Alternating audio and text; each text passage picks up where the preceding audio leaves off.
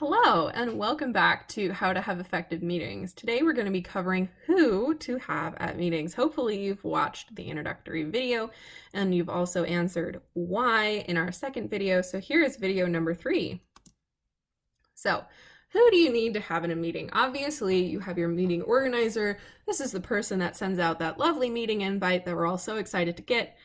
You can also have stakeholders and key stakeholders like I talked about in why.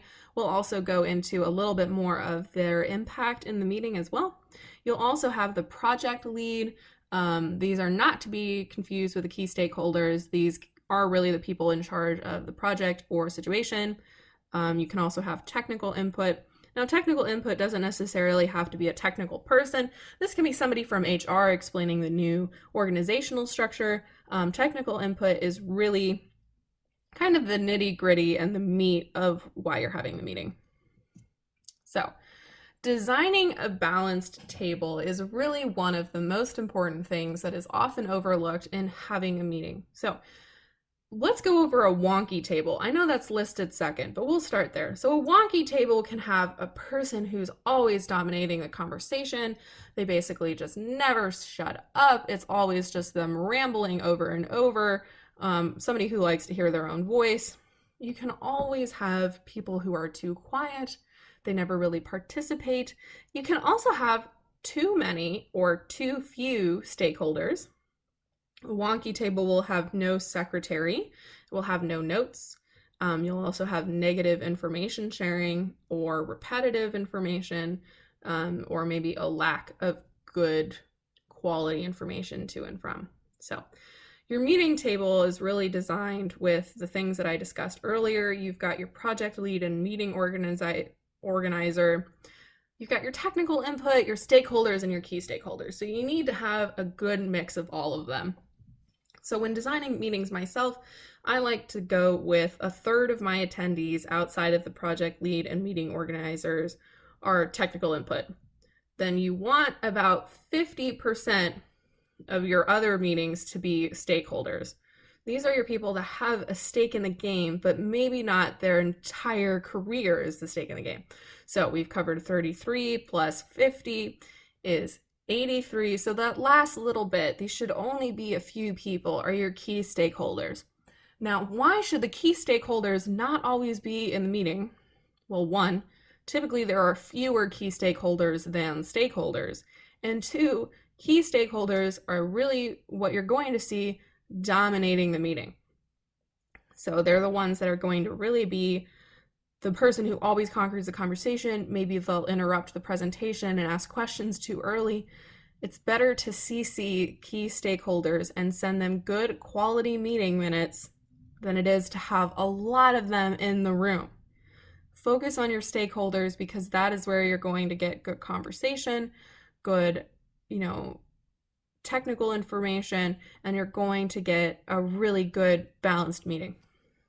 So a balanced table will have good conversational flow. It will have equal amounts of conversation from stakeholders and technical skills or technical input. So you're going to have a nice mix of people who know and people who need to know. A balanced table will also have somebody taking good notes and minutes, and it will have positive information sharing. Now, this isn't like grade school where I'm not saying that a balanced table will never have somebody insult somebody at a meeting. Chances are somebody will get offended, but positive information sharing is that one side has information, the other side needs information, and they pass the information to the side that needs it.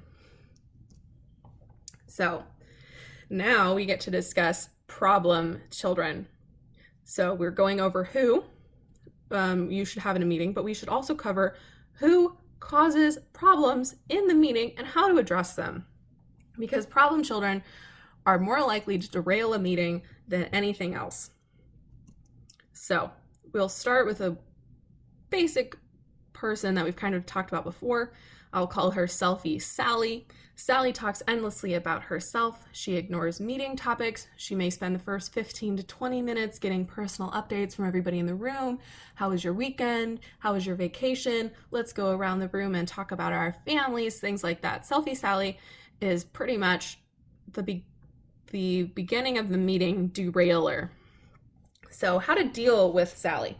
Have an icebreaker, especially if this is an uncommon team. And even if it's a team that meets daily, having that little 5-minute icebreaker will help Sally feel like her need for socializing is filled. She'll likely be more focused, and rather than wasting 20 minutes of your meeting, you'll only waste 5. So there's a good way to deal with Selfie Sally.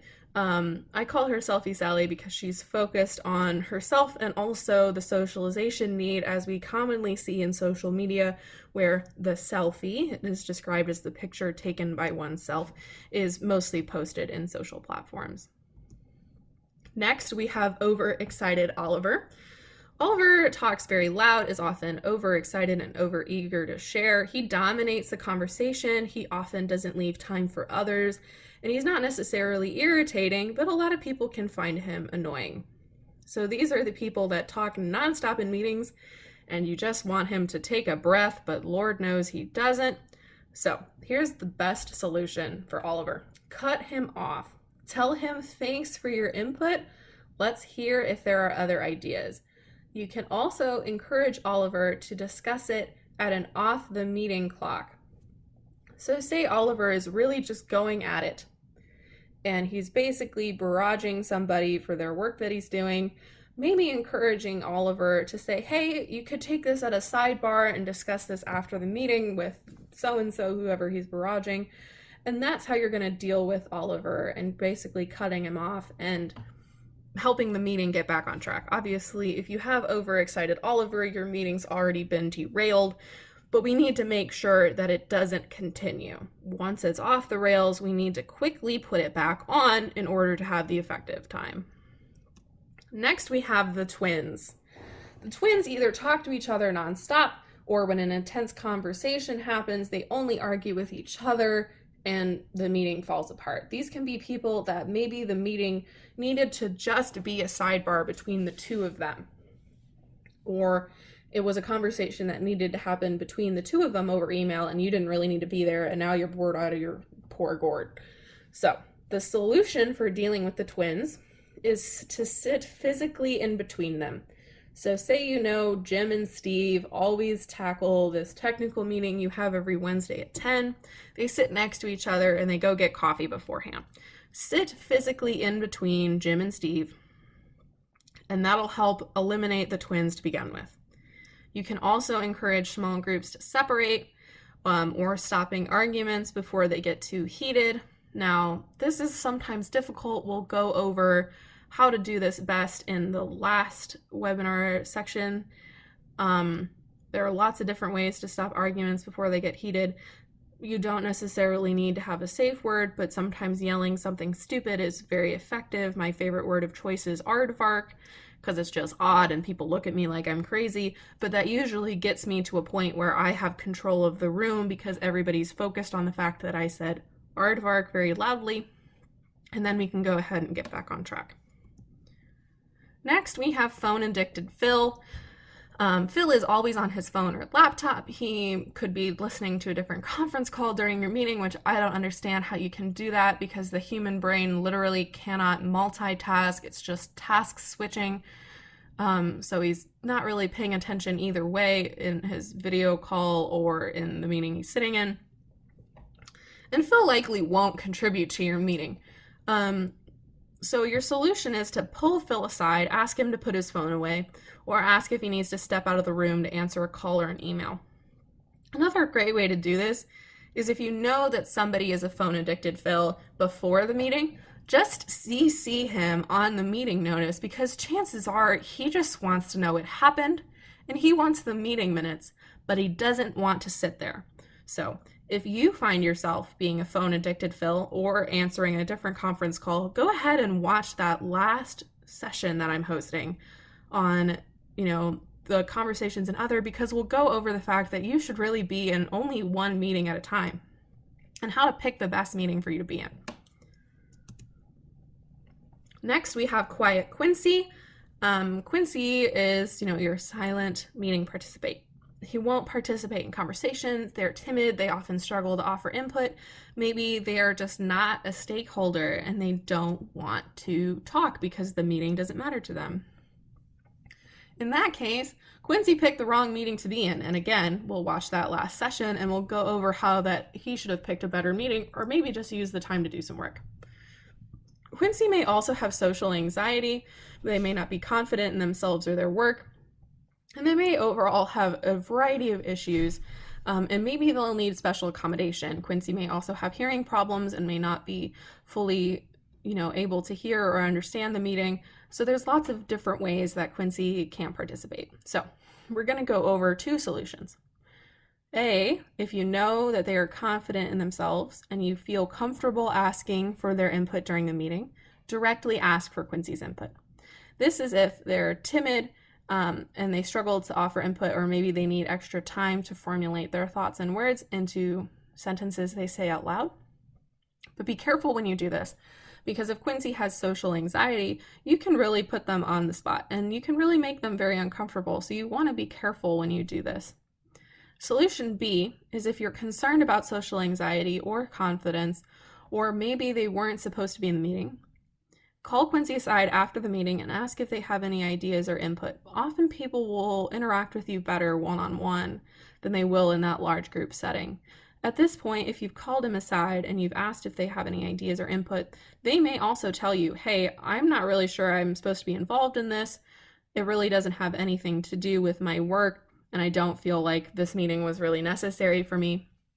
That's all input you need to plan a better meeting for next time.